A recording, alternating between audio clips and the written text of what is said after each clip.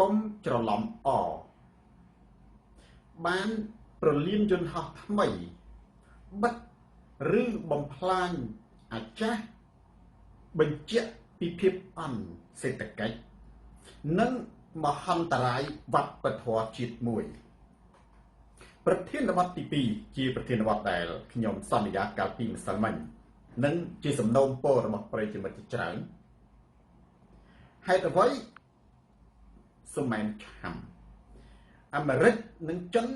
ចរចាទម្លាក់ពន្ធហើយខ្ញុំបានដាក់ថាចេះវ៉ាសនាសូប៊ុនសូបើពន្ធចិនធ្លាក់ខ្មែរក៏ធ្លាក់មែនតែជាប់គ្នាណាប្រិយមិត្ត share វីដេអូនេះទៅកាន់ប្រិយមិត្តដទៃទៀតកៅមនីពៅ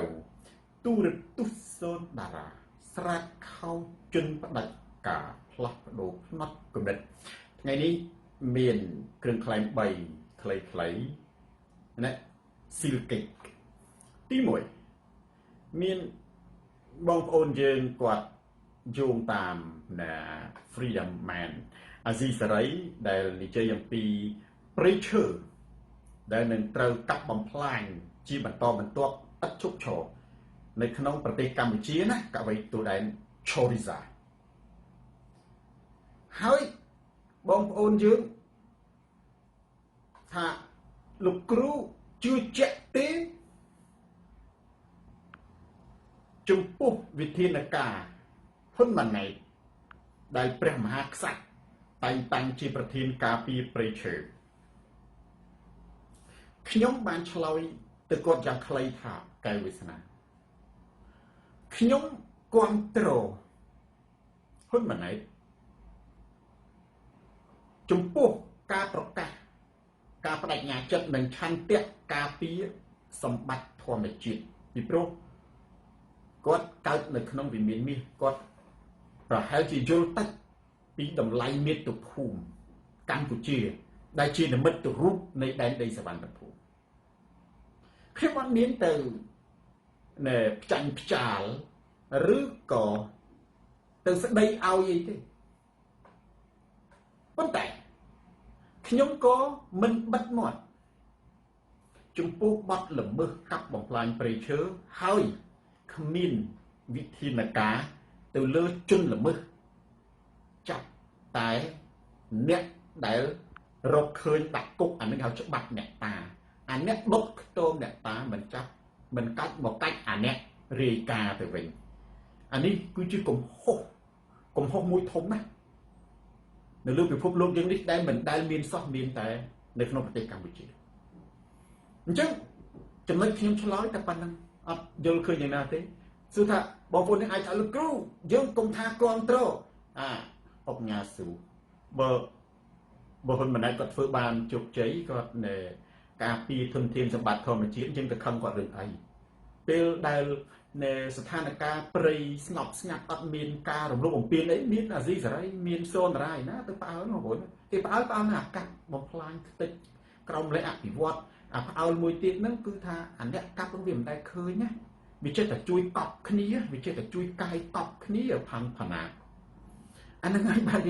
យើងអត់មានអីទេអ្វីដើម្បីប្រយោជន៍ជាតិយើងអត់មានទៅមាត់ទៅកោអីទេបើសម្រាប់សូនតារាគឺបើមានការបញ្ញាចិត្តហើយធ្វើបានខ្ញុំគាំទ្រចំពោះការពារសម្បត្តិធម្មជាតិរបស់ខ្មែរដែលគ្មាននរណាអាចរកបានទេបងប្អូនអាគារសំណង់ដូចនៅកំពង់សោមដូចនៅអីនេះណាដូចជានៅណាអារបស់អស់អញ្ចឹងនៅស្រុកខ្លះគេហាមទៅហើយអាគារខ្ពស់ដូចនៅស្រុកអាមេរិកស្រុកអីនឹងរដ្ឋខ្លះរដ្ឋបារាំងអីខ្លះហ្នឹងសង់លើសប្រមាណណាព្រំមនីរាជសង់លើសពី4ជាន់លេងបានហើយបងប្អូនអានឹងកាលពី60ឆ្នាំ50ឆ្នាំមុនបច្ចេកវិទ្យាថ្មីគេទៅអួតស្នាដៃស្ថាបត្យកម្មអញ្ចឹងទៅគេនាំគ្នាបង្អួតសង់អាគារខ្ពស់នោះអួតប្រជែងគ្នាដល់តែឥឡូវនេះគឺអានឹងវារឿងធម្មតាហើយនរណាក៏អាចសង់បានដោយតែមានលុយណាដល់ទៅពេលអញ្ចឹងទៅគេបដោតលើផាសុខភាពវិញអាហ្នឹងហើយបានតែខ្ញុំថាអារបស់អញ្ចឹងគេអាចកំទេចចោលគេអាចសាងសង់ពេលណាក៏បានដែរវាអត់មានទេជំនាញសុខអានោះក៏វាមិនមែនជាស្នាដៃសម័យបច្ចុប្បន្ននោះវាជារឿងធម្មតា វាជារឿងធម្មតាទេសម័យបច្ចុប្បន្នរឿងសង់អាគារសង់អីមិនទៅអួតទេអានឹងធ្វើផ្លូវទៅស្ពានអីស្ពាននៅស្រុកចិនស្ពានឥឡូវហ្នឹងគេធ្វើតែ20គេធ្វើតែ2ថ្ងៃក៏បានដែរអាស្ពានអាកាសនោះគេចាក់ពុំស្រាប់យកទៅបន្តុកថាអត់ទេរបស់ដែលអស្ចារ្យគឺរបស់ធនធានធម្មជាតិណារ៉ែព្រៃឈើអត់មាននរណាទៅជប់អីចេញដូចអាគារដូចស្ពានបានទេព្រៃចំណិត share វីដេអូនេះទៅកាន់ព្រៃចំណិតដទៃទៀតទូរទស្សន៍សូនដែរស្រាតខោជិនផ្ដាច់ការផ្លាស់ប្ដូរផ្នត់កំណត់កំឡោះស្មោះស្នេហ៍អញ្ចឹងទស្សនៈសូនតារាយ៉ាងម៉េចខ្ញុំគ្រប់គ្រងបើសិនជាមានការបដិញ្ញាចិត្តហើយបើគាត់ធ្វើបាន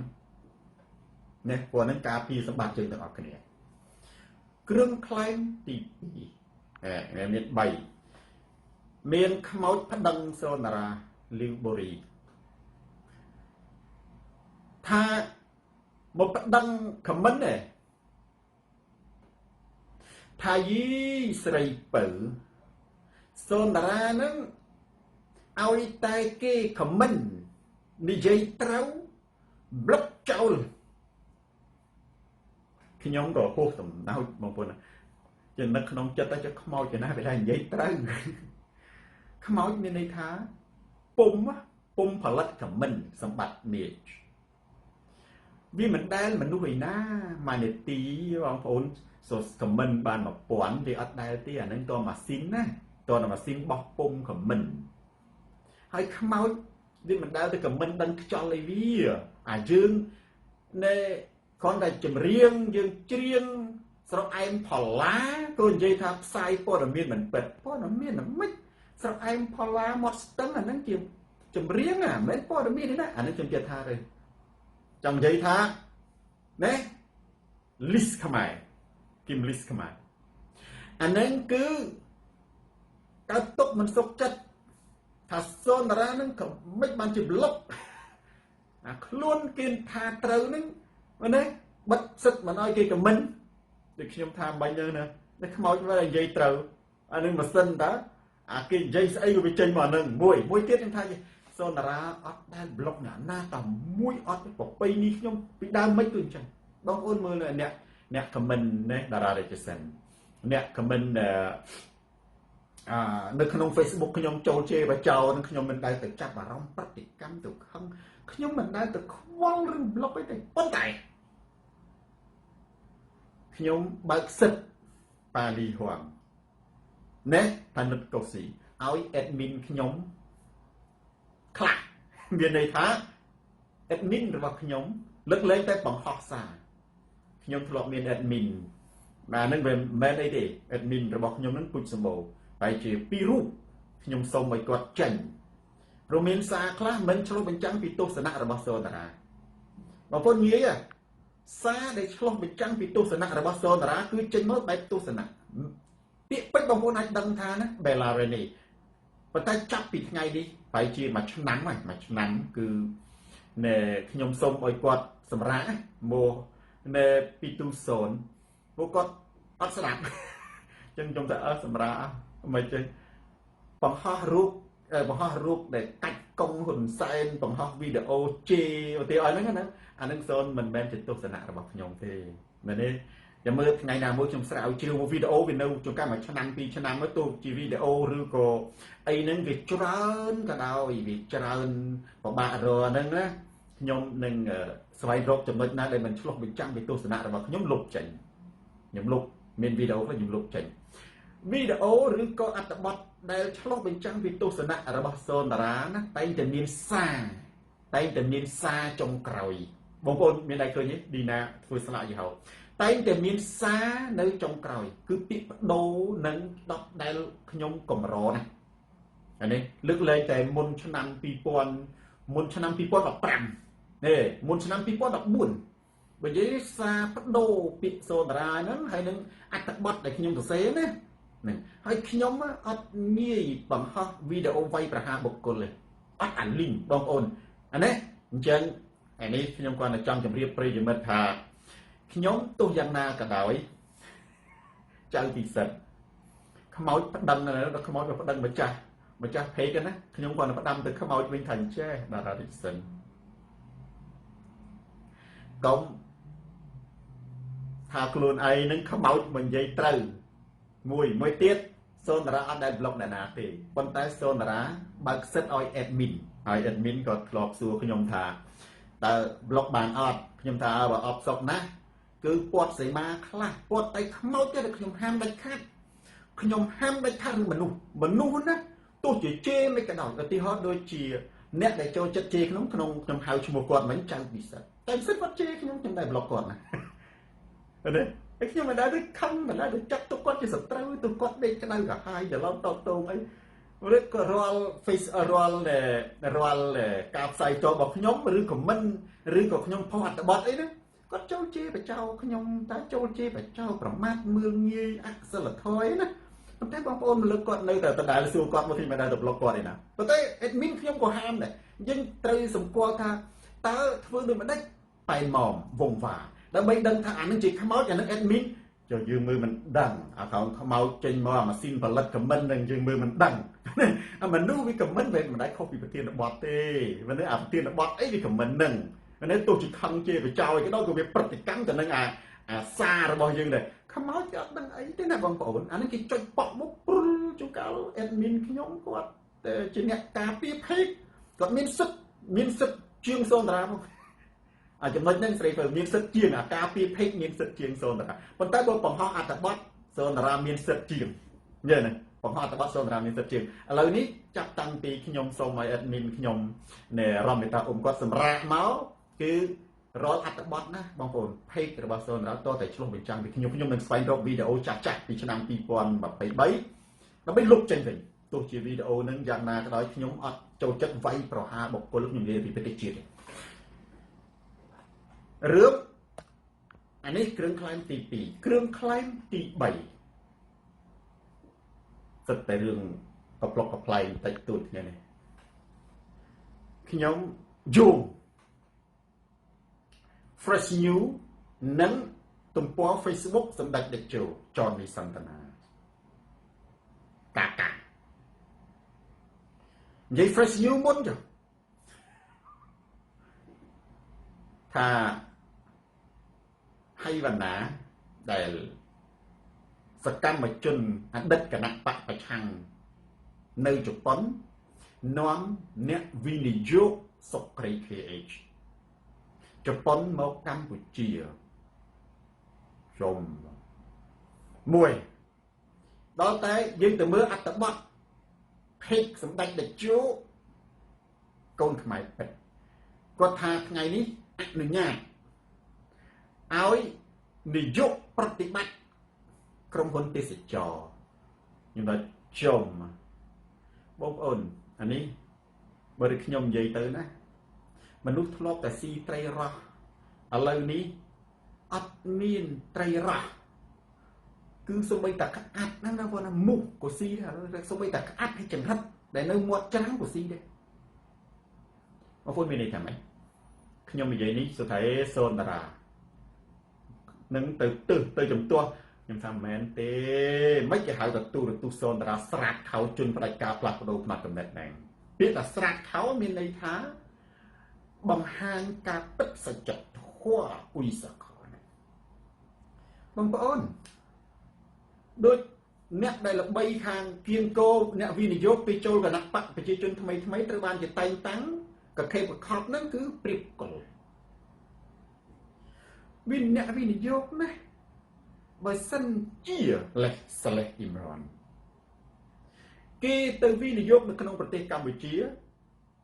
គេអត់ទៅស្ដាប់ព្រៀបកុលឬក៏គេទៅស្ដាប់ហៃវណ្ណាទេគឺគេមានអ្នកជំនាញវិនិច្ឆ័យស្ថានភាពសេដ្ឋកិច្ចពាណិជ្ជកម្មបុផានិខេអានេះខ្ញុំមិនមែនអ្នកសេដ្ឋកិច្ចទេនរ៉ាហ៊ីងខ្ញុំអត់និយាយអីច្រើនទេប៉ុន្តែសួរថាចុះអ្នកដែលហៃវណ្ណាហៅទៅហ្នឹងវាពិតទេពិតប៉ុន្តែអ្នករកស៊ីធម្មតាទេបងប្អូនបណ្ណៈឈឹមអ្នករកស៊ីក្រុមហ៊ុនលក់សមុទ្រយន្តហោះក្រុមហ៊ុនទេសចរនៅបារាំងក្បាស់អីបងប្អូននៅផ្សារក៏មានដែរនៅផ្សារគេជួលតូបមួយយើងទៅដាក់ក្រុមហ៊ុនមានសាខាគេបងប្អូននៅអាមេរិកក៏មានដែរភ្នាក់ងារលក់សមុទ្រយន្តហោះណាអាហ្នឹងគឺជាអ្នកដែលទៅជួបហ៊ុនសែនហ្នឹងវាឆាយកៅដែលគេហៅថាសហប្រតិបត្តិនេះណា អានឹងគឺជាភ្នាក់ងារលោកសវុតយន្តហោះធ្វើដំណើរកំសាន្តដែលជនជាតិជប៉ុនចាស់គាត់មិនសូវចេះទិញតាមអនឡាញអីហ្នឹងណាអញ្ចឹងគាត់ទៅពឹងអាភ្នាក់ងារលោកសវុតយន្តហោះនៅជប៉ុនហ្នឹងចាស់ជប៉ុន2 3នាក់ហ្នឹងគេលុបអញ្ចឹងទេមែនទេអានឹងវាមិនមែនអ្នកវិនិយោគទេខ្ញុំឲ្យបងប្អូនបែងចែករវាងអានឹងឲ្យល្អិតចេះតែវាមិនល្អិតណាស់ណាទេបែងចែករវាងអ្នកវិនិយោគនិងអ្នករកស៊ីខុសគ្នា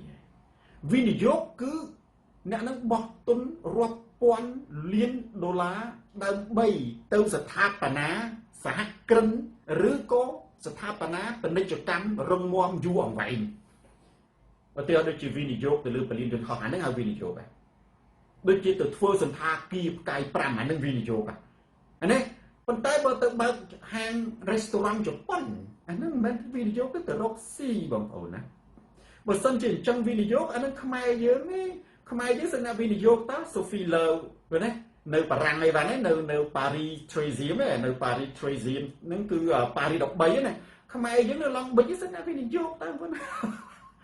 ទៅចាប់អារម្មណ៍អីជប៉ុនលុកសវត្តយន្តហោះហ្នឹង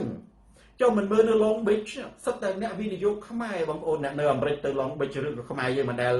នៅទៅអាមេរិកហ្នឹងសាក់ទៅអាមេរិកទៅលេងទីក្រុង Long Beach ជាមួយអ្នកវិនិយោគខ្មែរពេញក្រុង Long Beach បងប្អូនហាងមាសកាទៀវភ្នំពេញសូរិយានៅផ្លូវអីសិតតែខ្មែរទាំងអស់សិតអ្នកវិនិយោគទុនខ្មែរទាំងអស់អ្នកវិនិយោគទុនណាគេបោះទុនគេអត់មើលទៅលើមនុស្សកប៉ិកប៉ុកទេបងប្អូននេះគេវិនិច្ឆ័យខ្លួនឯងហើយគេតាក់ទងរដ្ឋមន្ត្រីពាណិជ្ជកម្មអញ្ចឹងវាបានន័យថាម៉េចបងប្អូនណាបានន័យថាប្រព័ន្ធផ្សព្វផ្សាយរបស់គណៈបកប្រជាជនហ្នឹងមានតែពាក្យពីរម៉ាត់ហ្នឹងគឺភូតអួតយំខ្លួនតែបងប្អូនភូតអួតនេះបើសិនជាយើងអត់ដឹងណាព័ត៌មាននោះមកទៅគឺទៅសម្បងមកថាអូថ្ងៃនេះមានអ្នកវិនិយោគហើយមួយទៀតបើយើងនិយាយទៅតាមផ្លូវច្បាប់បើប្រទេសកម្ពុជាហ្នឹងគេមានច្បាប់មានទម្លាប់មានរដ្ឋបាលអីត្រឹមត្រូវដាំខៅណាដែលគេទៅជួបប្រធានព្រឹទ្ធសភាបងប្អូនប្រធានព្រឹទ្ធសភាបងប្អូនមើលកៅសាយឈុំគាត់ធ្វើជាប្រធានព្រឹទ្ធសភាគាត់មិនដែលទៅជួបអ្នកណាគាត់ពុំអង្គការនីតិបញ្ញត្តិមិនមែនជាអង្គការនីតិប្រតិបត្តិទេណាប្រធានសភាប្រធានព្រឹទ្ធសភាឥឡូវអ្នកវិនិយោគនឹងមិនចង់ឃើញជួបប្រធានរដ្ឋសភាផងណាអញ្ចឹងអានឹងគេទៅជួបអ្នកណាគេទៅជួបក្រសួងពាណិជ្ជកម្មឬក៏ក្រសួងសេដ្ឋកិច្ចណាហើយនឹងគេអាចមានបដិសន្ធារកិច្ចស្វាគមន៍ទៅជួបនាយករដ្ឋមន្ត្រីអីចឹងទៅប៉ុន្តែអានេះខ្ញុំក៏នៅបញ្ជាក់ទេខ្ញុំថាអបអសាទរបើសិនតើវាមានអ្នកវិនិយោគមែនប៉ុន្តែអានេះគេគ្រាន់តែចែកគេចង់ប្រហែលថ្ងៃហ្នឹងឃើញសូនតារាហ្នឹងវាចេញផ្សាយផ្ទាល់ពេកអញ្ចឹងទៅត្រូវតែទាញឲ្យវណ្ណាហ្នឹងឲ្យចេញនៅក្នុង Fresh News ឬក៏នៅក្នុងដែលជួបតំផេកសម្ដេចហ្នឹងប្រាប់ថាចុះចូលគឺវាមានសេចក្តីសុខអញ្ចឹងណានេះឃើញទេចុះចូលកុំឈប់ទៅប្រឆាំងជាមួយរដ្ឋអីចឹងទៅគេថាកុំឲ្យប្រឆាំងជាមួយអង្គើពុករលួយអញ្ចឹងទៅអានឹងនៃហើយទៅចុះចូលទៅបានទៅជួបហ៊ុនសែនបានទៅអីប៉ុណ្ណេះកូនគ្រឿងខ្លែងតូចមួយកូនប្រធានបទតូចមួយមុននឹងឈានចូលទៅដល់ប្រធានបទទី1ព្រោះអានឹងពាក់ព័ន្ធទៅនឹងប្រធានបទទី1ដែរបងប្អូនអានេះវាជារឿងកផ្លុកកផ្លែងទេរឿងវាមិនអីទេគាត់ថាបើនិយាយត្រង់ទៅបើទៅដល់ថ្នាក់ fail លក្ខណៈអ្នកវិនិយោគហើយមានន័យថាហើយវណ្ណាខ្លាំងជាងហ៊ុនម៉ាណែតទៅទៀតហ៊ុនម៉ាណែតនឹងមកនាំអ្នកវិនិយោគជប៉ុនទៅបានមួយផងហើយវណ្ណាគាត់តែចុះចូលភ្លាមគេលែងរាប់អានពេញស្រុកជប៉ុននៅសល់ម្នាក់ឯងបែរជានាំមានអ្នកវិនិយោគទៅរាប់អានអ្នកលោកសវត្តជនហោះទេក្រុមហ៊ុនលោកសមុទ្រជនហោះនៅជប៉ុនខ្វះអីនៅស្រុកបារាំងខ្មែរយើងលោកសមុទ្រជនហោះមកកគោកដូចយាយតានៅស្រុកបារាំងសុំមនុស្សនៅស្រុកអាមេរិកក៏ចឹងដែរមានខ្មែរលោកសមុទ្រជនហោះយាយតានៅភ្នាក់ងារទេសចរហៅភ្នាក់ងារទេសចរណាយាយតានៅបារាំងហ្នឹងគាត់ខ្លះអត់ពឹងកូនគាត់អត់ទិញសមុទ្រឲ្យតាមអនឡាញឥឡូវគេទិញទៅតាមអនឡាញគាត់ទៅអាភ្នាក់ងារហ្នឹងហើយភ្នាក់ងារចាស់ខ្លះគាត់និយាយបារាំងមិនសូវច្បាស់ខ្មែរយើងគាត់ខ្ជិលរៀនណាគាត់ទៅទិញនៅកន្លែងខ្មែរលក់នៅអាមេរិកក៏ចឹងនៅអាមេរិកស្មាននៅ Long Beach នៅlow violence អានឹងសិតតែអ្នកវិនិយោគខ្មែរនៅអាមេរិកណាអ្នកលក់សមុទ្រយន្តហោះទេអូហើយមិនណាទៅខ្លាំងយល់មិនណែទៅហ្នឹងណាទៅហ៊ានទៅនាំអ្នកវិនិយោគឬក៏សម្បើម៉េចតែអានឹងគេចង់បង្ហាញថា ចុះចូលទៅគឺវាមានសេចក្តីសុខគ្រួសារក៏អត់ជាប់គុកណែគេចង់ប្រាប់សូនតារាថាអញ្ចឹងគ្រួសារមានណាជាប់គុកទេប៉ុន្តែអានឹងវាភ្លេចថាផ្លាត់ខ្លួនឯងវិញសាហាវណាបងប្អូនខ្ញុំនិយាយរឿងមួយនៅក្នុងកូនប្រធានបទនេះបងប្អូនយុទ្ធសាស្ត្រប្រទេស3ដែលបកកែខាង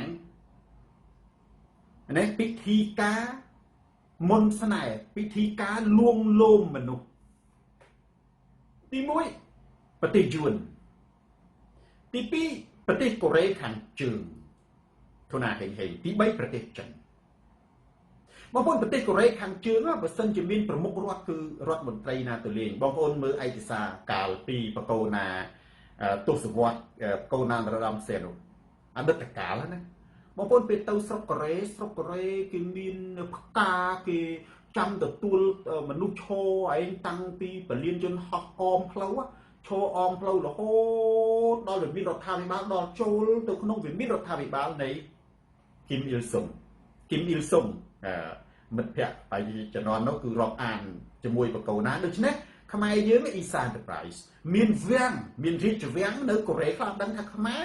បកូណានរ៉ាំសេនោះមានរាជវាំងមួយដែលផ្ដល់ដោយគីមចុងអ៊ីលនៅកូរ៉េហើយពេលបកូណាទៅកូរ៉េម្ដងមនុស្សប្រជាជនចេញមកច្រៀងនិយាយពីរំហើយលៀងសៃវិភពនៅស្រុកពួកកុម្មុយនីសគឺគេទទួលមនុស្សដោយឈរអមតាមផ្លូវដោយកវីទង់ជាតិបាច់ផ្កាផ្ទះដៃហើយបន្ទាប់មកគេស្វាគមន៍ដោយលៀងសៃវិភពឲ្យជប់លៀងភាសាបងកេជប់លៀងភាសាខ្មែរបងកេភាសាបារាំងណារុយក្បាលខៀវលឹមគីមគឺគេហៅអ្នកនឹងទៅជប់លៀងគេហៅអ្នកនឹងទៅបំពាក់បំពន់វត្ថុអនុស្សាវរីយ៍គ្រឿងអិសរាជយុទ្ធកូនខ្មែរប្រូឆាយគ្រឿងអិសរាជយុទ្ធអានេះខ្ញុំនិយាយនៅបងប្អូនណាវាយឯកសារមួយមានចឹងដូចគ្នានេះបន្ទាប់មកវៀតណាមតាវ៉ាន់ឆៃវៀតណាមបកកែណាខ្ញុំនិយាយរឿងប្រវត្តិកាលពីនៃតាមខ្ញុំដឹងពួកខ្ញុំប្រឡូកនយោបាយយូរឲ្យមានមិត្តភ័ក្តិអីចឹងទៅបងប្អូនដឹងមុនឆ្នាំ2000តែចន្លោះពី98ទៅដល់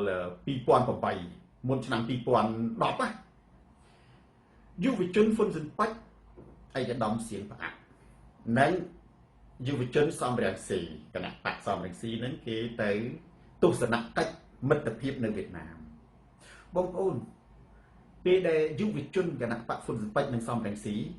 ចុះពីពលានយន្តហោះនៅប្រទេសវៀតណាមណាគឺគេយកស្រីក្មេងស្អាតបុលយករ៉ាអេគឺគេយកស្រីក្មេងស្អាតណាម្នាក់ពាក់កម្រងផ្កាម្នាក់ខូចផ្កាគេដឹងថាម៉េចទេគេដឹងតែគណៈបកហ៊ុនស៊ិនប៉ិចនេះជេរយួនណាជេរយួនហ្មងហ៊ុនស៊ិនប៉ិចមិនអាយ៉ងយួនដូចជាញឹកប៊ុនឆៃដូចជាបច្ចុប្បន្ននៅក្នុងនេះហ៊ុនសែនគាត់ឌឺដែរហ៊ុនសែនគាត់ធ្លាប់និយាយលេងគាត់និយាយមើលណាជាអាយ៉ងយួនខ្លះនឹងអង្គុយក្រោយខ្នងគាត់ខ្លះគឺមុខអៀនដែលឡើងក្រហមងៅនេះគាត់ថាទីបំផុតអ្នកជាហ៊ុនសែនតាអាយ៉ងយួនមកនៅជាមួយហ៊ុនសែនទាំងអស់បងប្អូនណារួចមកគេហែយុវជនណាគេហែយុវជនគេពាក់កម្រងផ្កាគេឲ្យមានអាផ្កាផ្សេងទៀតមកស្រីហ្នឹងគេមិត្តភាពហើយគេនាំទៅរហូតដល់សន្តាគារហើយគេមានអាលៀងសៃយភពសូបុនសូគេអត់ចោលអាលៀងសៃយភពគឺជប់លៀងគឺគេជប់លៀងស្វាគមន៍គេដាក់ឈ្មោះទៀតគេដាក់ឈ្មោះអបអសាទរគេដាក់អបអសាទរយុវជននៅកម្ពុជាចងមិត្តភាពវិញទៅក្រោយពីប៉ុណ្្នឹងមកគេរៀបចំកៅអីមួយអត់ទាន់សូកៅអីមួយស្រីក្មេងមួយកៅអីមួយស្រីក្មេងមួយហើយស្រីក្មេងនេះគេនិយាយគេរៀនធ្វើរៀននិយាយអង់គ្លេសខ្លះគេឲ្យរៀនខ្មែរគេអត់និយាយគេឲ្យរៀននិយាយអង់គ្លេសផងរៀនខ្មែរផងអ្នកដែលមុននឹងទៅជួបស្វាគមន៍យុវជនហ្នឹងណាយួនក៏ឲ្យរៀនខ្មែរចេះមួយម៉ាត់ពីរម៉ាត់ជាងលក្ខគុណចេះចឹងទៅយើងកវេកវក់ហើយហៅមនុស្សទៅជប់លៀងហៅមនុស្សទៅថ្លែងហៅបន្ទាប់មកគេមានវត្ថុអនុស្សាវរីយ៍អញ្ចឹងទៅវត្ថុអនុស្សាវរីយ៍ដូចជាមិត្តភាពគេមានដូចជាចានឧទាហរណ៍អញ្ចឹងទៅគេមានដូចជាពៀនដូចបាល់ទាត់អញ្ចឹងគេឲ្យគ្នាហើយគេដល់តែពេលយើងថ្ងៃយើងត្រឡប់មកវិញណាថ្ងៃយើងត្រឡប់មកវិញគេយំមកគាត់យំទេដែលស្រីវៀតណាមហ្នឹងយុវជនហ្នឹងទៅតែ3ថ្ងៃហ្នឹងគេនាំទៅលេងសមុទ្រគេនាំទៅអីចុងទៅគេនាំទៅជប់លៀងហើយដល់ពេលយើងត្រឡប់មកវិញហ្នឹងគេយំគេអោបយើងហើយគេជុះទឹកភ្នែកធ្វើដៃបាយថាពុកបងប្អូនណាយុវជនហ៊ុនស៊ិនប៉ិចទៅប្រហែល50នាក់មកវិញដែងជេរយូនទាំងអស់កុំចូលជាមួយទៅ មែនទេហើយសូនតារានិយាយខុសឯណាអត់តែសូនតារាទេអត់តែសូនតារាមិនស្រើបស្រាវជាមួយស្រីណាទាំងអស់មែនទេតែលោកគ្រូនិយាយចឹងអាតែខ្ញុំអត់មានទៅស្រើបស្រាវជាមួយស្រីណាទេមែនទេអត់អាលីង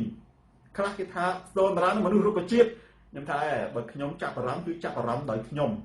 បើគេរៀបចំដោយខ្ញុំអត់ទេហើយអាហ្នឹងណាបងប្អូនមនុស្សបាក់ស្បាតគណៈបកហ៊ុនស៊ិនប៉ិចមកវិញបាក់ស្បាតអស់លីងបាក់ស្បាតអស់លីងបងប្អូនហើយយន្តមានតែខំយើងហើយជេទៅចុះទៅលើយន្តហោះយកស្រីទៅពាក់កម្រងផ្កាមួយឲ្យផ្កាមួយហើយដឹកដៃបដើទៅដើរលេងហើយពេលអង្គុយនៅតុប្រុសខ្មែរមួយស្រីយួនមួយអាហ្នឹងមានប្របាក់អាហ្នឹងងាប់ហើយងាប់បាត់ហើយស៊ីថនអ៊ំមានអីទៀតបងប្អូនទៅជួននៅក្នុងមានគណៈបកស៊ុនពេជ្រខ្លះយុវជនខ្លះឥឡូវនេះទៅយកអាយុស្មើសូនតារាបើបានចូលស្ដាប់សូនតារាឆ្លុកទឹកបនរបស់ប៉ុន្តែអត់ទេចូលគណៈបកប្រជាជនណាហើយមានតែសូនតារាទេបងប្អូនដែលអត់ចេះលវីលវល់ជាមួយមនុស្សស្រីមែនទេអត់អាលីងហ្មងអ្នកណាថាទៅយកស្រីស្អាតឯណាហ្នឹងអត់ទេប៉ុន្តែសួរតែចុះអ្នកសូនតារាហ្នឹងមនុស្សរុក្ខជាតិឯងឆាយាសច្ចានរិនតារុកមិនមែនទេព្រោះវាមិនមែនជាឆន្ទៈរបស់ខ្ញុំបើកាលណាខ្ញុំយល់ថាបើកាលណាគេរៀបឲ្យខ្ញុំគឺគេទិញខ្ញុំហើយគេចាត់ទុកខ្ញុំហ្នឹងជាត្រីជាស្ទូតស៊ីទេអញ្ចឹងឥឡូវគណៈបព្វជិជនដូចគ្នាដែរគណៈបព្វជិជនបងប្អូនឥឡូវសាកសួរមានអ្នកអាមេរិកណាម្នាក់មែនទេជេហ៊ុនសែនហើយចុះចូលទៅដល់គេទទួលស្វាគមន៍គេនាំជិះយន្តហោះមកថប់ដូចយន្តនៃកូរ៉េដែរបាទយន្តគេធ្វើចឹងគេនាំស្វាគមន៍ចឹងទៅគេនាំអ្នកនឹងទៅលេងប្រាសាទគេនាំជិះហេលីកូបទ័រមើលការអភិវឌ្ឍគេនាំគេមានមន្ត្រីធំចឹងគេទៅចាប់ដៃទៅគេមានប៉ុនគេមានកម្រងផ្កាគេមានវិធីជប់លៀងណាច័ន្ទវិគេមានលៀងសៃកភពអីចឹងទៅថាដូចគ្នាបងប្អូនដូចគ្នាអញ្ចឹងបើសិនជាយើងជាមនុស្សអត់មានខួរក្បាលណាមនុស្សមានតែខួរក្បាលតែអត់មានសតិសម្បញ្ញៈណាយើងលងនឹងអញ្ចឹងហើយយើងលងណាអញ្ចឹងហើយចំណុចហ្នឹងហើយដែលឪពុកសូនតារាត្រូវបានគេចាប់ជាចំណាប់ខ្មាំងដោយសារអីវិធីអស់ហ្នឹងវាទៅអត់រួចបងប្អូនណាយួនវាយកស្រីមកដាក់ជុំវិញសូនតារាអញ្ចឹងខ្ញុំមិនទៅលវិលវល់បងមកវិញខ្ញុំនៅដដែលខ្ញុំនៅដដែលអត់មានទៅខ្វល់អីទេមនុស្សយុវជនប្រហែលហ្នឹងបាក់ស្បាតមកដេគ្មានណាហ៊ាននិយាយរឿងយួនមួយម៉ាត់អត់ខ្លះបានប្រពន្ធយួនទៀតសូនតារាអត់ទេមកដល់ហើយចង់យកស្រីស្អាតអីយកដាក់ដដែលរហូតមកទោះឥឡូវដដែលអត់លវីលវល់ជាមួយមនុស្សស្រីប្រិយចំណិត share វីដេអូនេះទៅកាន់ប្រិយចំណិតដទៃទៀតទូរទស្សន៍សូនតារាស្រាប់ខោជន់ផ្ដាច់ការផ្លាស់ប្ដូរផ្នែកគំនិតប្រធានបទធំទី1មិញកុំប្រធានបទតូចអានេះច្បាស់បងប្អូនចាំរុយក្បាលខៀវហើយអ្នកដែលអាចដឹងបានមានតែនារីណាដែលធ្លាប់ជួបសូនតារាអត់ដែលបាត់ដឹងធ្លាប់មកក្បែរខ្ញុំអត់លវីលវល់ជាមួយទេអត់លវីលវល់ជាមួយទេណា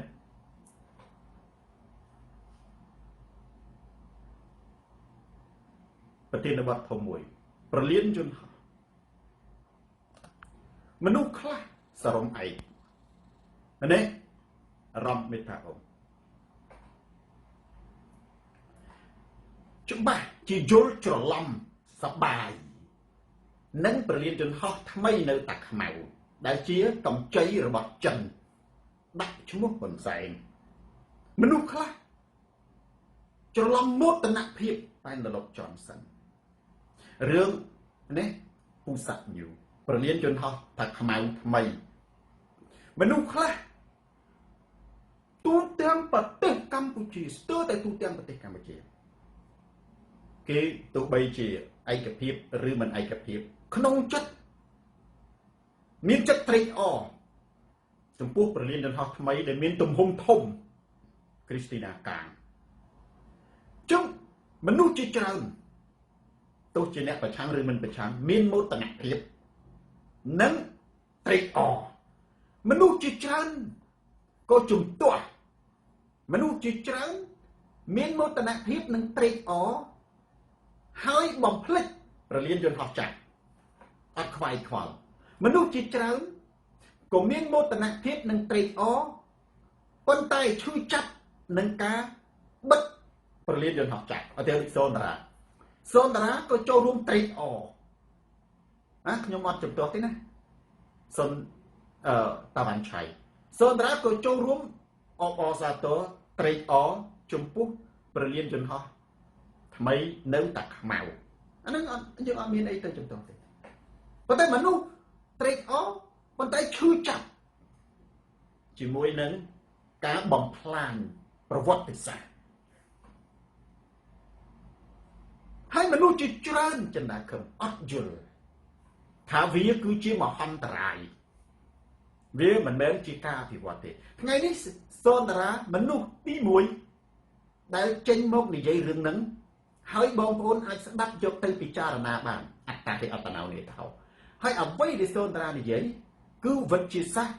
ឆ្លុះបញ្ចាំងពីសង្គមពិតប្រាកដបងប្អូនចាំសម្ដីសូនតារាដូចដែលខ្ញុំសរសេរនៅក្នុងអត្ថបទហ្នឹងចឹងចន្ទរិទ្ធឈឹមបើបានប្រលានយន្តហោះថ្មីបិទឬបំផ្លាញខ្ញុំចង់សម្ដៅទៅលើពុះលក់ទៅជាកន្លែងខារ៉ាអូខេនិងផ្ទះល្វែងអានឹងឲ្យបំផ្លាញណាប្រទេសជាតិនឹងបំផ្លាញណាគឺវាបង្ហាញពីប្រទេសមួយដែលមានសេដ្ឋកិច្ចអន់និងមហន្តរាយវប្បធម៌មួយណាមហន្តរាយវប្បធម៌មួយបងប្អូនច្បាស់ជាសួរគណៈបច្ចុប្បន្នខំក្តៅអាយរឹតថ្មីណាអាម៉េចបានវាថាសេដ្ឋកិច្ចអន់អាម៉េចឯងមើលពលានយន្តហោះនេះហើយគេបានអាថ្មីគេមិនចោលឲ្យចាស់ទៅអានោះវាធំជាក្រមការវិវត្តអីស្នាដៃយើងទៅចាំសូរិយាខុសអ្វីដែលសូនរាហ៊ានសំអាងតកខ្ញុំបង្ហាញហេតុផលបងប្អូនពីក្នុងប្រធានបទទី1នេះចំណុច2ណាគឺបើកណាបានពលានយន្តហោះថ្មីបិទឬបំផ្លាញអាចាស់វាបញ្ជាក់ជំទាវតូចវាបញ្ជាក់ពីភាពអន់ថយពីភាពអន់ធ្លាក់ចុះនៃសេដ្ឋកិច្ចនិងមហន្តរាយវប្បធម៌ឥឡូវខ្ញុំនិយាយពីការធ្លាក់ចុះនៃសេដ្ឋកិច្ចនិងមហន្តរាយវប្បធម៌ខ្ញុំសួរបងប្អូនទី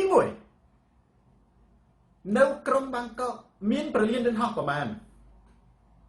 ក្រុងបាងកកមានប្រលានយន្តហោះប្រមាណខ្ញុំអត់ដឹងទេប្រលានយន្តហោះតូចប៉ុន្តែ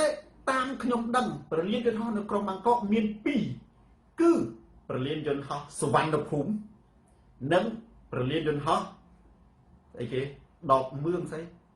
បងប្អូនខ្ញុំភ្លេចឈ្មោះហើយណែដនមឿងណាប្រលានយន្តហោះដនមឿងដែលផាក់ស៊ីនស៊ីនវត្រាដែលគាត់ចុះនៅដនមឿងនេះ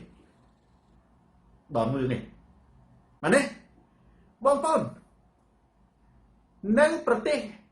ម៉ាឡេស៊ីនៅកូឡាឡាំពូគ្រាន់តែទីក្រុងកូឡាឡាំពូមួយមានប្រលានយន្តហោះប្រមាណ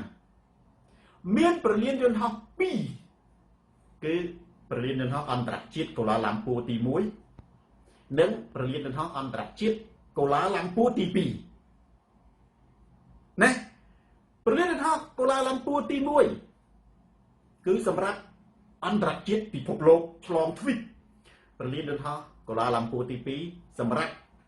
ណាតំបន់និងក្នុងស្រុកតំបន់ឬតំបន់អាស៊ីឧទាហរណ៍ឲ្យបងប្អូនហោះពីស្រុកខ្មែរទៅអត់មានឈប់នៅបងប្អូនទៅម៉ាឡេស៊ីបងប្អូនហោះពីស្រុកខ្មែរទៅអត់មានឈប់នៅប្រលានយន្តហោះអន្តរជាតិកូឡាឡាំពូទី1ទេអានឹងអាធំអានឹងក៏ទៅពីអឺរ៉ុបទៅពីអាមេរិកអីទៅចុះនៅក្នុងបងប្អូនចុះនៅកូឡាឡាំពូ2នេះបងប្អូនជិះយន្តហោះខ្មែរជិះយន្តហោះអាស៊ីវិជ្ជាការកៅចុះនៅប្រលានយន្តហោះ2ឥឡូវខ្ញុំសួរថាតើនៅក្នុងប្រទេសថៃអានេះខ្ញុំគ្រាន់តែលើកតែ2ចំណុចទេណាហេតុអីបានជាប្រទេសថៃមានប្រលានយន្តហោះសុវណ្ណភូមិហើយមិនកំទេចប្រលានយន្តហោះដនមឿងចោលមិនលុបប្រលានយន្តហោះដនមឿងនេះឲ្យទៅក្រុមហ៊ុនផ្ទះល្វែងនិងកាស៊ីណូចិនហេតុអីចឹងបងប្អូនអាចនិយាយថាសូនតារានិយាយខុសហើយដនមឿងកើតមុនខ្ញុំណាចង់និយាយថាដនមឿងកើតមុនក៏ដោយសុវណ្ណភូមិកើតមុនក៏ដោយមិនថាដងមឿងកើតមុននេះអង្គរបកប្រែភាសាឬសុវណ្ណភូមិកើតមុនណាកើតមុនសំខាន់នៅក្នុងតម្រូវការសេដ្ឋកិច្ចណាគឺរបស់ដែលថែមវាបញ្ជាក់អំពីភាពរីកចម្រើនរបស់បានមួយកំទេចមួយវាបញ្ជាក់ពីភាពដើរថយក្រោយបងប្អូនណាដើរថយក្រោយអានេះខ្ញុំគាត់ទៅលើកចំណុចប្រទេស2 ខ្ញុំមិនគិតរឿងនៅប្រទេសអាមេរិករដ្ឋនីមួយមានពលានក្រុងខ្ញុំនេះពលានហោះ3ក្រុងខ្ញុំតូចប៉ុនក្រុងភ្នំពេញពលានហោះចាស់គឺពលានហោះដែលខ្ញុំនេះនឹងអ្នកណាក៏ស្គាល់អន្តរជាតិបន្ទាប់មកពលានហោះតំបន់និងពលានហោះរួមនៅក្នុងខេត្តដូចថានៅប្រមាណ5គេរាប់ជា department ណាកុសលរតនៈគេរាប់ជា department គេរាប់ជា region តំបន់ខ្ញុំវាពលានហោះតំបន់អាពលានហោះក្រុងខ្ញុំវាប៉ុណ្ណានៃអន្តរជាតិនេះឲ្យខ្ញុំទៅទទួលមិត្តភក្តិខ្ញុំខ្មែរយើងដែលនៅក្រុងខ្ញុំដែលហោះទៅខ្មែរគាត់មានទៅប៉ារីអីគាត់ហោះនៅពលានហោះតំបន់គេពលានហោះខេត្តខ្ញុំឯងក្រុងខ្ញុំឯងណាចឹងណាបងប្អូនប្រទេសមួយខ្ញុំឲ្យមើលតែប្រទេសថៃហេតុអីបានជាគេមានពលានហោះសុវណ្ណភូមិគេអត់កំទេចពលានហោះដនមឿងកំទេចមិនពីព្រោះដោយសារតែសេដ្ឋកិច្ចកើន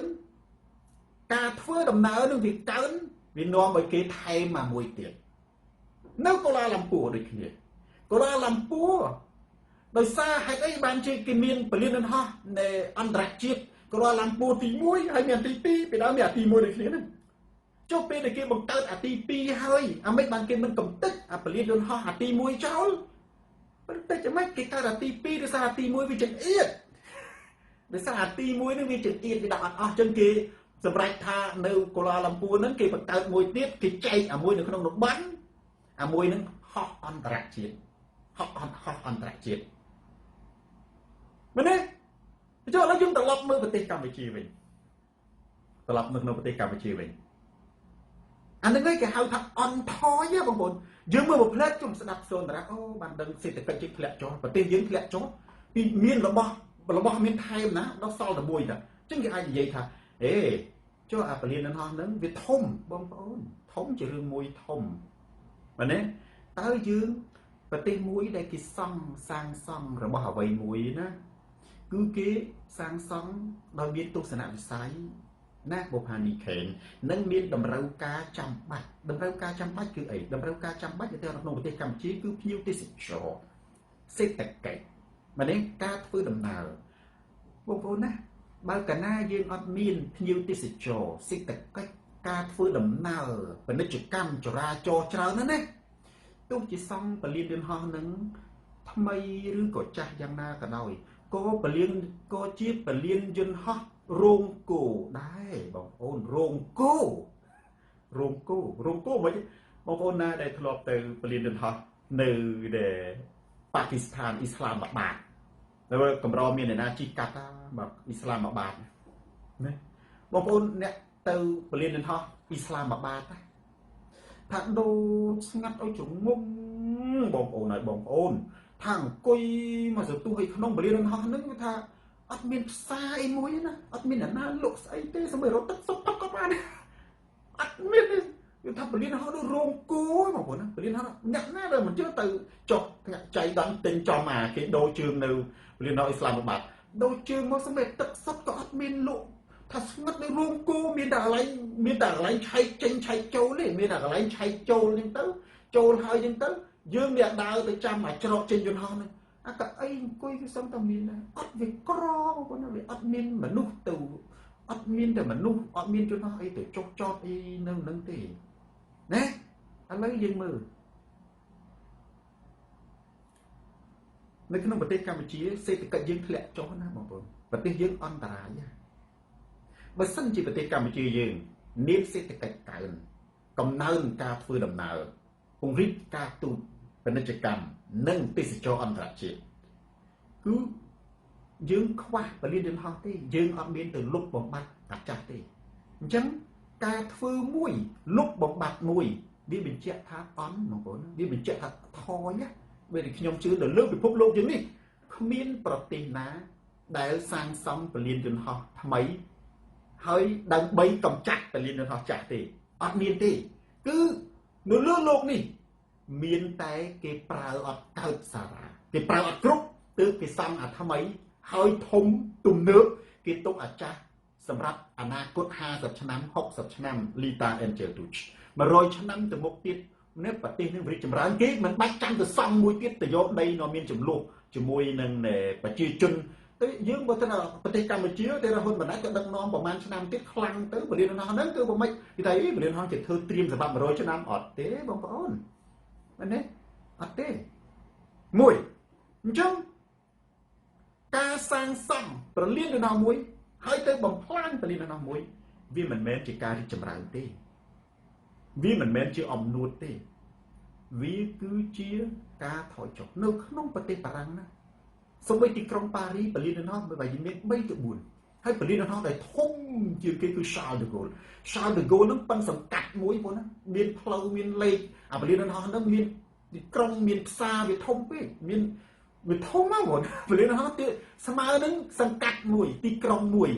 ហើយធ្វើដំណើរពីកន្លែងមួយទៅកន្លែងមួយជិះរថភ្លើងទៀតអាពលានយន្តហោះ Charles de Gaulle ហ្នឹងធំ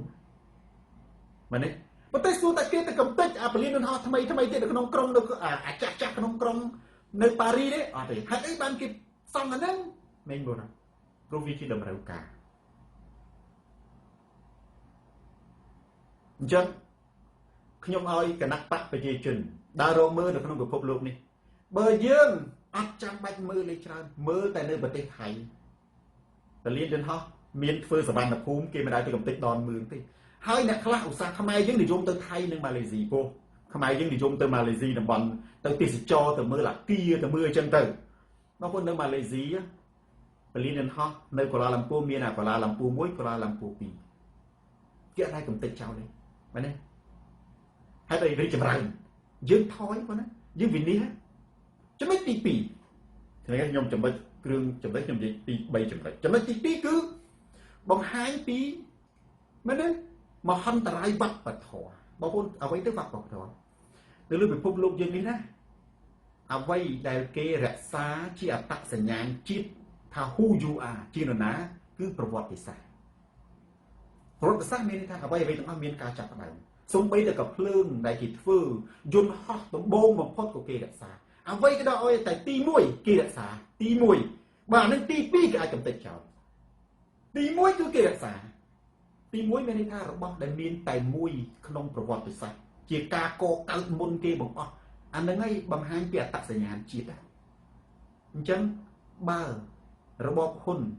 លុកមែនទេលុកប្រលានយន្តហោះអន្តរជាតិភ្នំពេញអានឹងគឺកម្ពុជាវិនិច្ឆ័យមិនអមតៈទេវិនិច្ឆ័យកម្ពុជាអត់ស្គាល់មិនដឹងជាសរសេរប្រវត្តិសាស្ត្រមិនក្នុងរយៈពេលដំណើរការប្រវត្តិសាស្ត្រនឹងសរសេរមិនណាសរសេរថាអានឹងត្រូវបានបំផ្លាញឬត្រូវបានលុបពីដើមប្រទេសកម្ពុជាមានប៉ុណ្ណេះមានប្រាសាទឬប្រវត្តិថាប្រាសាទហ្នឹងបាក់រិចរិលទៅគេថារិចរិលអញ្ចឹងទៅប្រាសាទធម្មជាតិ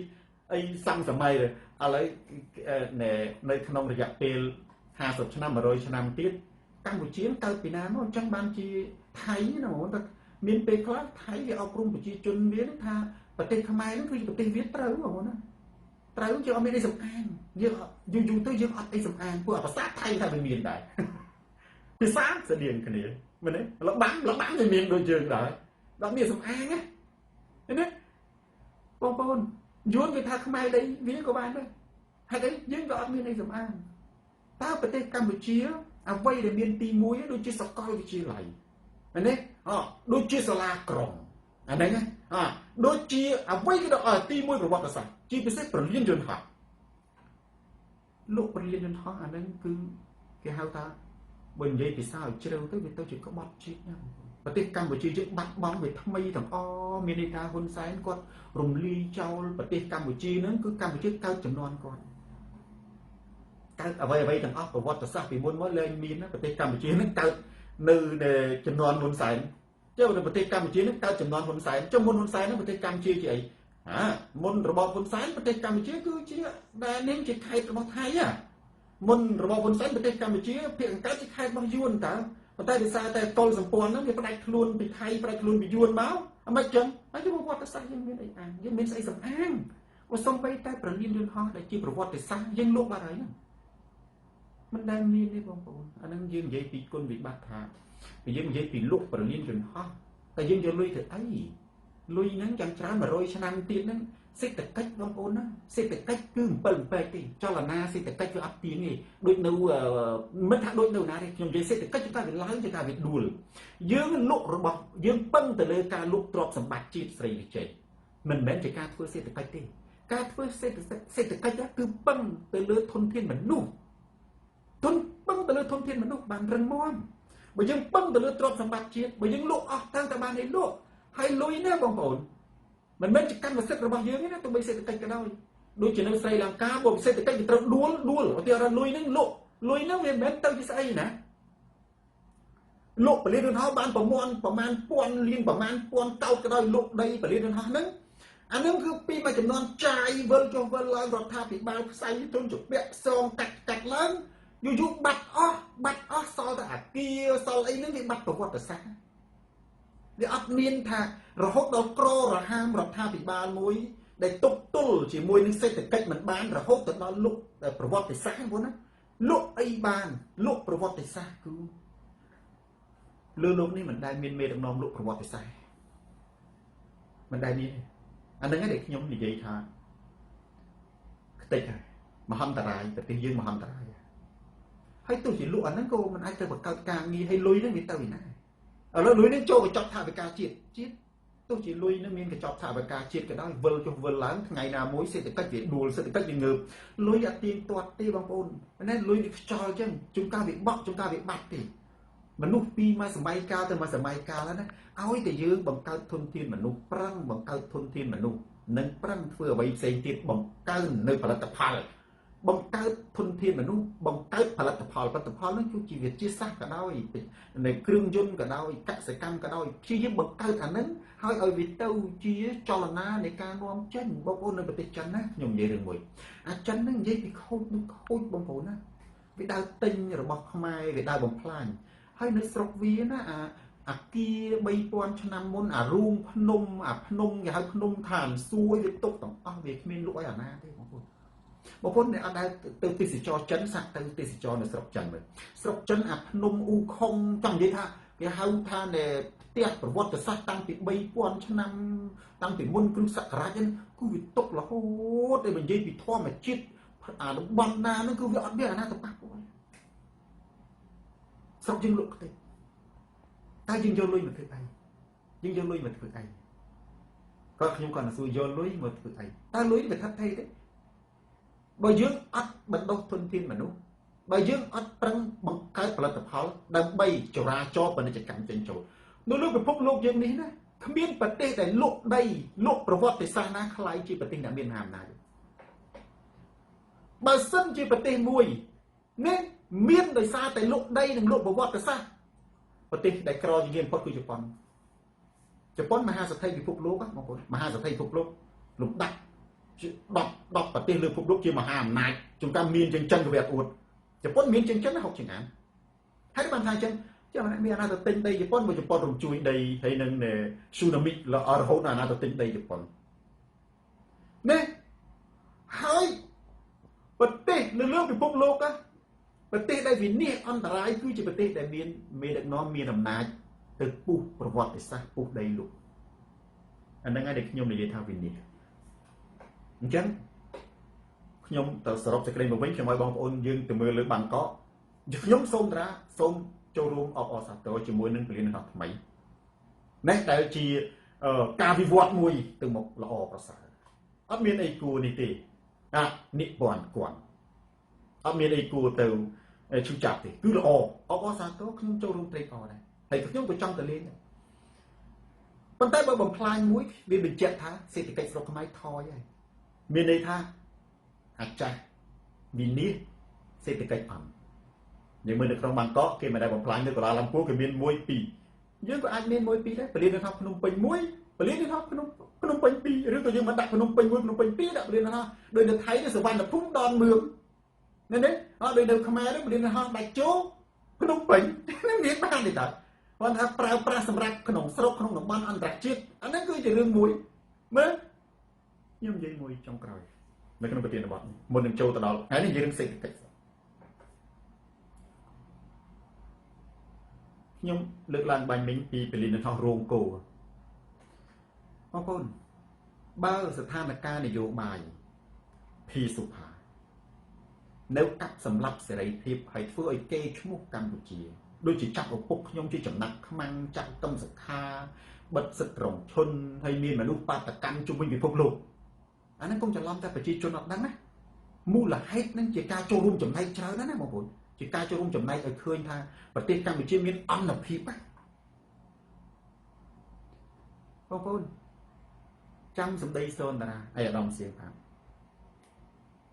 ជាការព្យាកររបស់ខ្ញុំពលានយន្តហោះដែលកើតថ្មីវានឹងคล้ายជារោងគោហេតុអីជីមឡៃហ៊ុនពីព្រោះក៏អត់មានអ្នកធ្វើដំណើរហើយបើកណ្ដាលអត់មានអ្នកធ្វើដំណើរយ៉ាងម៉េចពលានយន្តហោះថ្មីគឺវាត្រូវចំណាយទឹកប្រាក់ច្រើនលានដុល្លារដល់ពេលអញ្ចឹងត្រូវធ្វើម៉េចដើម្បីរកចំណូលណាឲ្យពលានយន្តហោះវិញគឺត្រូវបង្កើនថ្លៃយន្តបង្កើនថ្លៃចុះចតបើវាបង្កើនថ្លៃចុះចតមានន័យថាម៉េចមានន័យថាយន្តហោះកាន់តែតិចចុះចតពីព្រោះបើកណាចតនៅពលានយន្តហោះថ្មីនេះវាថ្លៃបើអានោះវាត្រូវទី1ពលានយន្តហោះថ្មីត្រូវការហោះហើរមានចំនួនតិចបើការហោះហើរមានចំនួនតិចហើយអ្នកហោះហើរមកប្រទេសកម្ពុជាក៏ថ្លៃដែរហេតុអីពីព្រោះបើកាលណាពលានយន្តហោះថ្លៃក្រុមហ៊ុនអាកាសចរជុំវិញពិភពលោកគឺត្រូវតែយកលុយពីអតិថិជនដើម្បីមកឲ្យពលានយន្តហោះដូច្នេះពលានយន្តហោះដែលហោះចូលកម្ពុជានិងហោះចូលដីថៃហោះចូលដីវៀតណាមហោះចូលកម្ពុជាថ្លៃហោះចូលដីឡាវហោះចូលដីថៃហោះចូលដីវៀតណាមថោកដល់ទៅពេលអញ្ចឹងធ្វើម៉េចដល់ទៅពេលអញ្ចឹងអតិថិជនណាគេបងប្អូនអាលុយទីទួចក៏ដោយ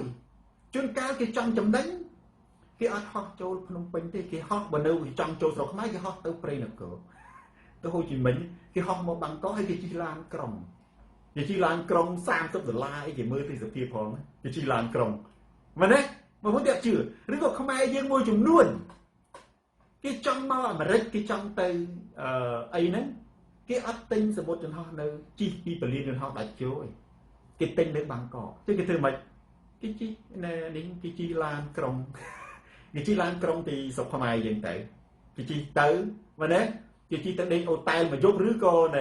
គេជិះយប់ទៅដល់នោះព្រឹកអីទៅដល់ចេញម៉ោង 2:10 គេជិះពីនេះទៅយប់ទៅដល់នោះព្រឹកអីហើយបងប្អូនទីច្រឡំសូនរាំងនិយាយថាអូអត់ដែលមានទីអត់ដឹង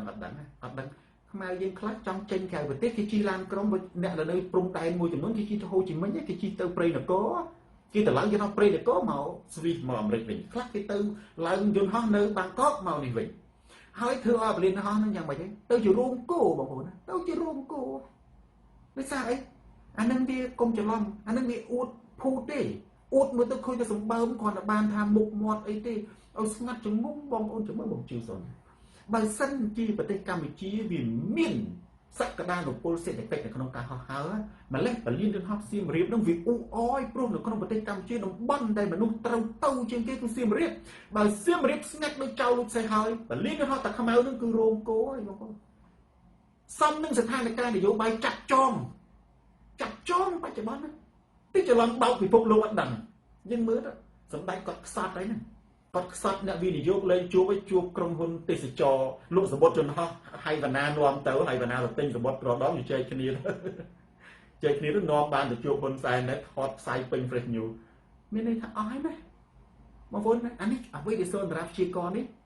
គឺ logic ហើយខ្ញុំចង់ឲ្យរដ្ឋាភិបាលហ្នឹងកិច្ចព្រោះស្ដាប់ទៅត្រូវដែរបងប្អូនស្ដាប់ទៅកិច្ចទៅថាធ្វើម៉េចដើម្បីកុំឲ្យដូចសូនសម្រាប់ថាបងប្អូនដូចចាំមើលមនុស្សណា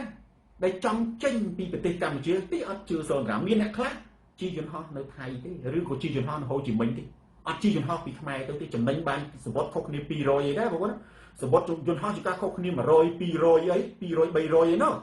អញ្ចឹងគេសុកចិត្តទៅបាងកកគេជិះទៅមានតែខ្វល់អីបងប្អូននេះផ្ទះសំណាក់នៅបាងកកយកទៅអាផ្ទះសំណាក់ធម្មតាហ្នឹងអស់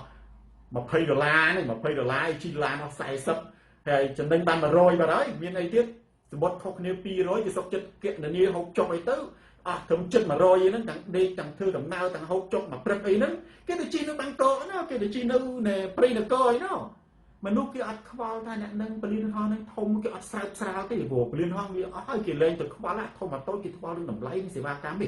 chứ là bậc bậc nào mấy bậc hai nhà chắc cứ bậc hai nhà phi về đi sẽ cắm sẽ từ cách thôi chứ muốn sẽ từ cách cắm thì chia cỡ mình đi thay dương sim riết của đau để bờ liên hoang kiên chân nơi dòng tay để chúa của đau bờ liên hoang nông pính của đau đau từ đó mình đi tham mấy ông miền nào môi khâu tí bộ miền nào môi ôi Vini, Prejament. Share วันนี้ในการประจำวันที่7 Hill View ตู้รถตู้ซ้อนตาชมสุขมสลัดเข้าจนประกาศพลัดโดนับตัวเนี่ยประเทศบัตตีปีเนี่ยงั้นนั่นมีเป็นยัยชราติ